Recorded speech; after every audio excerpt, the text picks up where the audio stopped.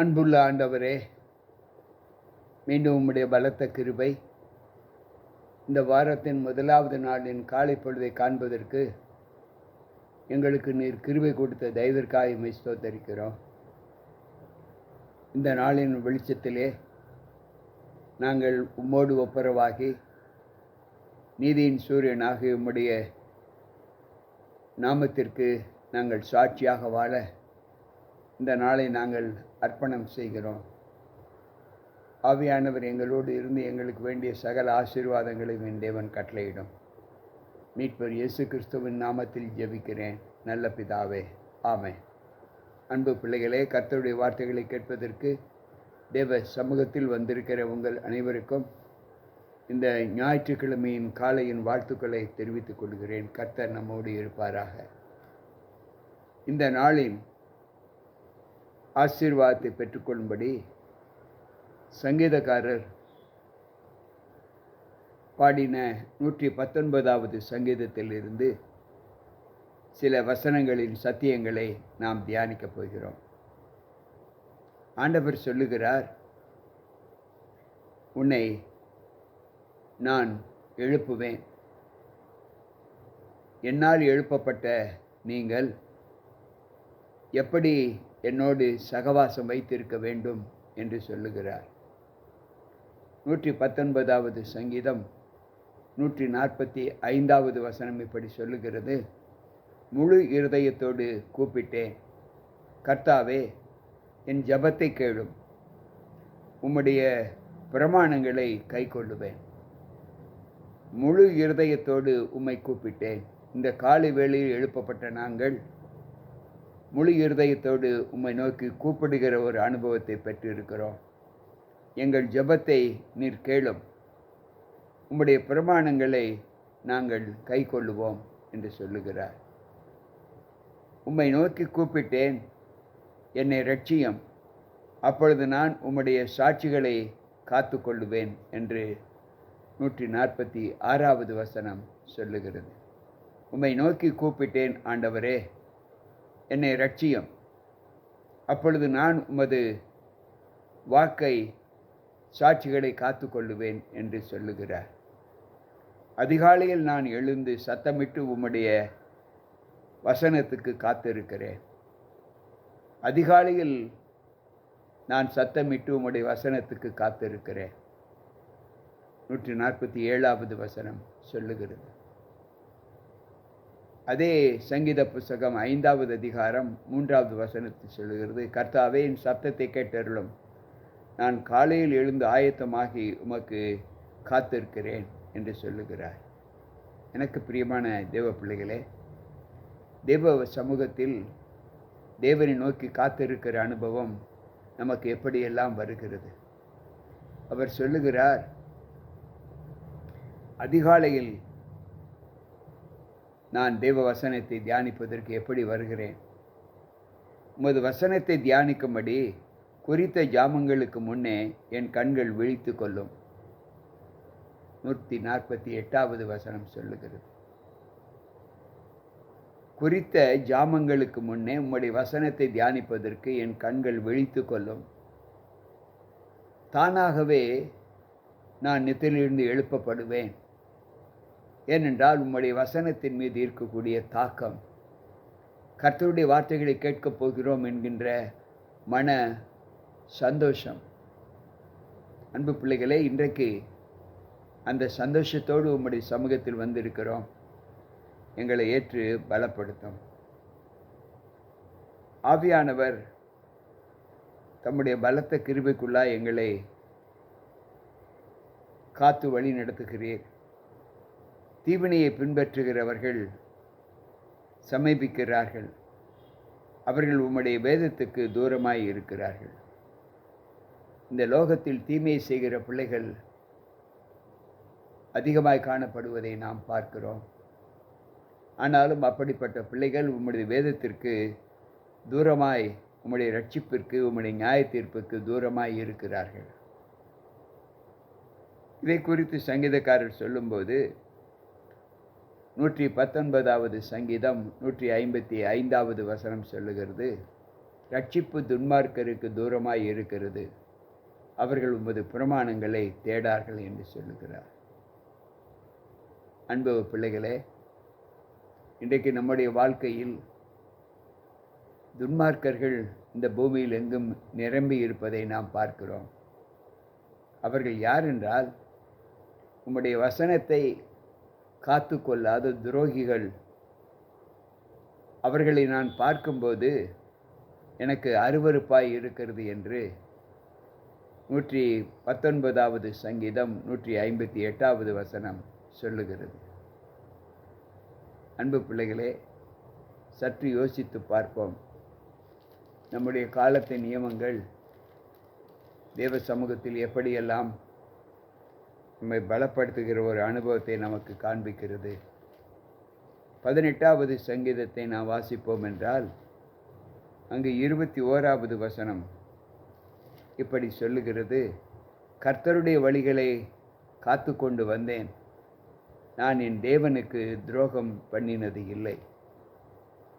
இங்கு சங்கீதக்காரர் சொல்லுகிறார், ஒரு சாரார் உம்முடைய வசனத்தை காத்து நடக்காத பிள்ளைகள், அவர்கள் துரோகிகள் என்று சொல்லுகிறார்.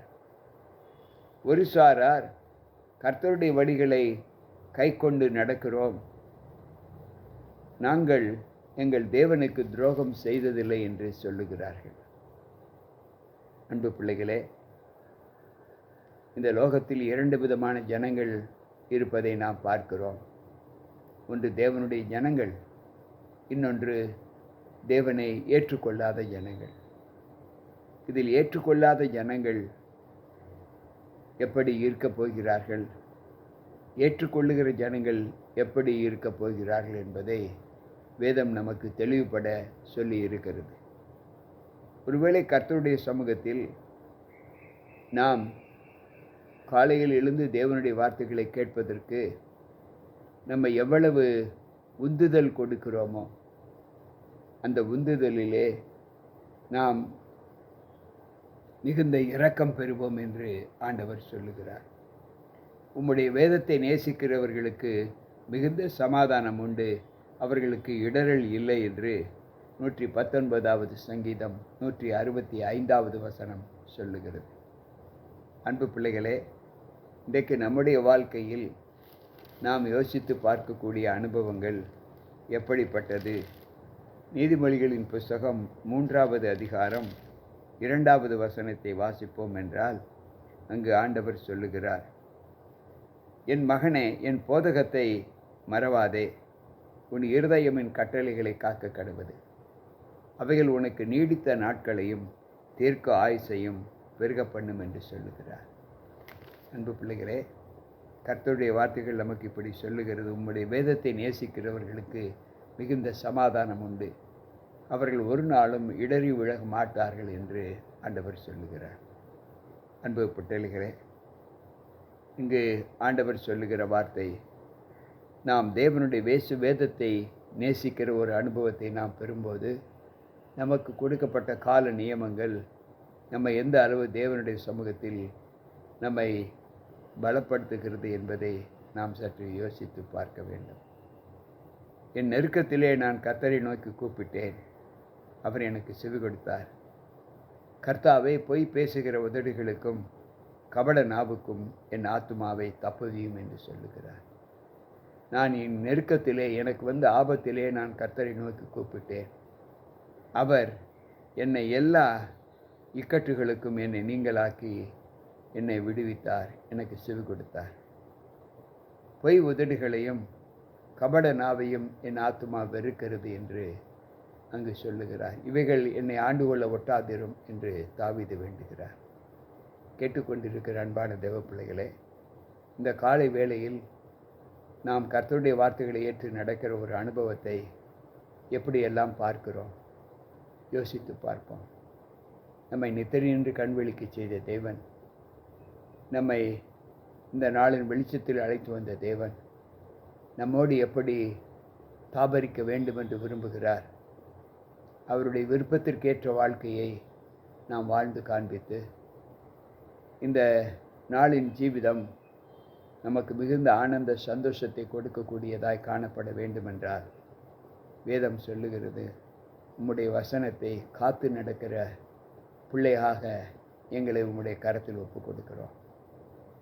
நாங்கள் உம்மை அண்டி ஜீவிக்கிற ஒரு அனுபவத்தை பெற்றுக்கொண்டு அதற்கேற்ற அனுபவத்திலே எங்களுடைய வாழ்க்கை வாழ கர்த்தர் எங்களை பலப்படுத்தும் என்று சொல்லி இங்கு தாவீது ஜெபிக்கிறார்.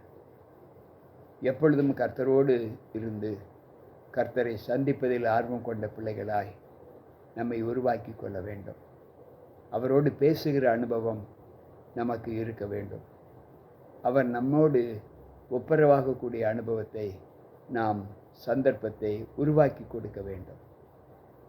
அன்பு பிள்ளைகளே, இந்த காலை வேளையில் நாம் கற்றுக்கொண்ட சத்தியம், காலையில் எழுந்து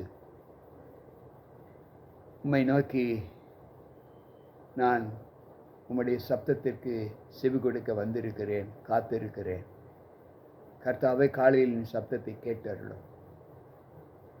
உம்முடைய வசனத்தை தியானிப்பதற்கு குறித்த ஜாமத்தில் என் கண்கள் விழித்து கொள்ளும் என்று ஆண்டவர் சொல்லுகிறார். எனக்கு பிரியமான தேவ பிள்ளைகளே, இந்த வார்த்தைகளை கொண்டு இன்றைக்கு நமக்கு கொடுக்கப்பட்ட பணி, தேவ சமூகத்தில் எப்படிப்பட்ட அனுபவங்களை நாம் பெற்றிருக்க வேண்டும் என்பதை யோசித்து இந்த அனுபவ ரீதியான வாழ்க்கையிலே நம்மை தேவனுக்கு ஒப்புக் கொடுப்போம். அவருடைய வார்த்தைகளை ஏற்று நம்மை நல்வழிப்படுத்திக் கொள்வோம். கர்த்தர் வருகின்ற நாளிலே அவருடைய பிள்ளைகளின் கூட்டத்திலே நாமும் இருக்க தேவன் நம்மை பலப்படுத்த வேண்டும் என்று சொல்லி தேவ சமூகத்தில் ஒப்புக் கொடுப்போம். அன்பு ஆண்டவரே, உம்முடைய வார்த்தைகளை கேட்ட எங்களுக்குள் இந்த குறும் செய்தியிலிருந்து நல்லதொரு பாடத்தை நாங்கள் கற்றுக்கொண்டோம்.